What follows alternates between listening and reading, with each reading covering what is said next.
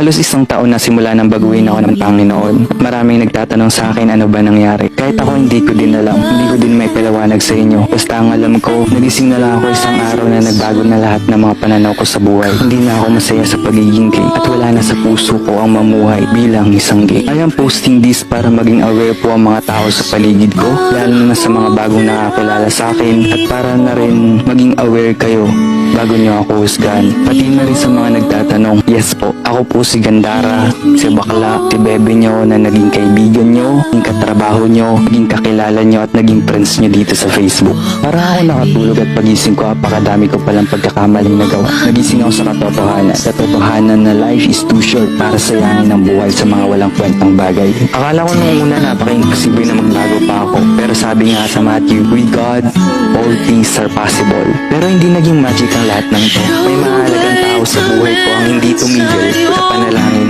para sa akin. Noong una halos hindi ko matanggap. Halos atakihin ako ng depression, anxiety, panic attack na halos parang mabaliw ako dahil sa bigla-bigla akong pagbabago. Hindi nagtagal natanggap ko na din at mas na-appreciate ko yung pagbabagong ginawa sa akin ng Panginoon. Alam kong para sa mga LGBT, pinaka-worst thing na magagawa o desisyon na magagawa nila sa kanilang buhay ay ang magbagong buhay. Pero para sa akin, it's a blessing. Walang masamang magbagong buhay. Ang masama ay namumuhay ka sa makamundong bagay.